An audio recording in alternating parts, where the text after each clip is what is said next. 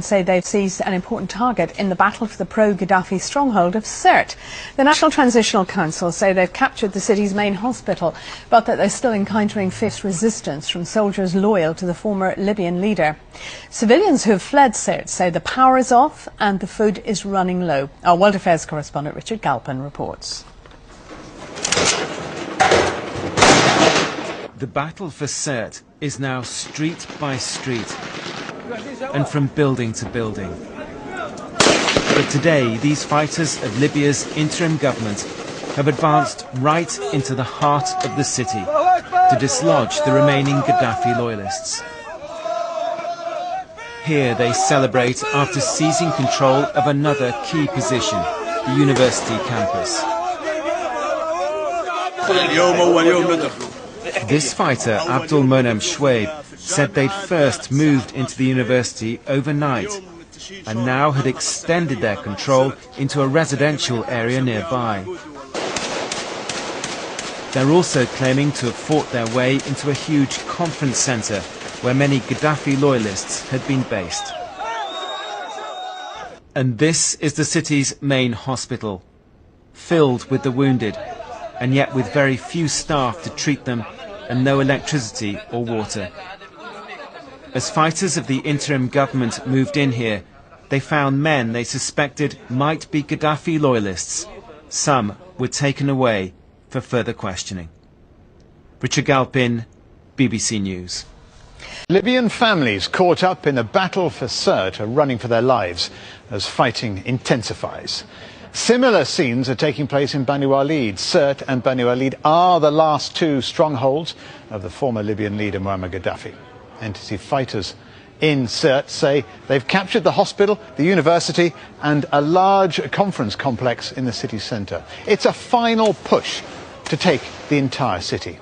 But the NTC says it won't declare Libya free until Sirte falls, even though it's been 6 weeks since its fighters took Tripoli.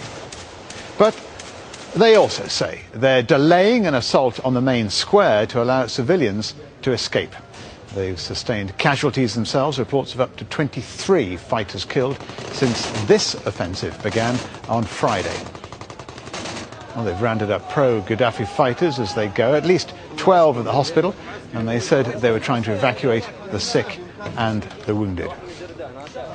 Well, as well as the offensive in Sirte, NTC troops are still fighting Gaddafi loyalists in Bani Walid.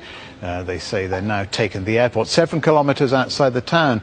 They've also taken the residential Al-Dara district of the town. People are fleeing there too in large numbers. Well, Zaina Hodder joins me now on the line from Tripoli. Zaina, how much do you know about the fighting in Sirte? In other words, how much of the city remains to be taken by the NTC fighters?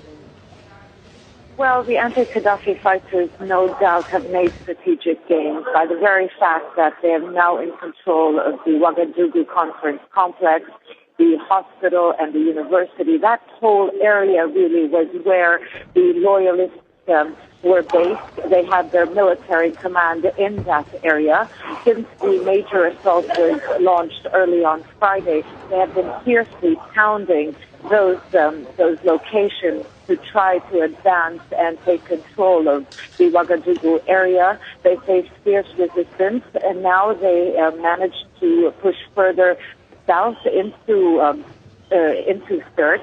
That means that the loyalists are now trapped in an even smaller area in that besieged city. Yes, there are pockets of resistance, but the fighters are confident that it's a matter of time before Sirte is under their full control. Yesterday, they managed to take control of the residential neighborhood, Sabamiye. That was where most of Gaddafi's relatives, the high-ranking officers, commanders in his army used to live. The whole area was abandoned. It was like a ghost town. So they have made strategic gains, but it has come at a very high price. A lot of fighters have lost their lives, a lot of them wounded, dozens wounded. So a high price. Gaddafi forces still hold Bani Walid, as you well know, Zaina. But when Sirte is finally taken, what is important perhaps is that the fighters will hold all the seaports and harbours. That is true, and east and west will be connected. Sirte lies on the coast. due to the fact that it was under the control of Gaddafi loyalists. People from Benghazi couldn't reach Tripoli, so it is an important route for them to open. But Sirte is largely symbolic. It's symbolic because it's Gaddafi's hometown. It was his political bastion. He made it Libya's second capital, if you like. The Ouagadougou conference complex was where he used to receive foreign dignitaries, diplomats, world leaders. So this is largely symbolic, and Gaddafi did enjoy a lot of support in that city. We spent more than 2 weeks and a half there, and we've seen, thousands of families leave there, and most of them did not shy away from the fact that they were still Gaddafi supporters and that they didn't have any trust or faith in the new leadership.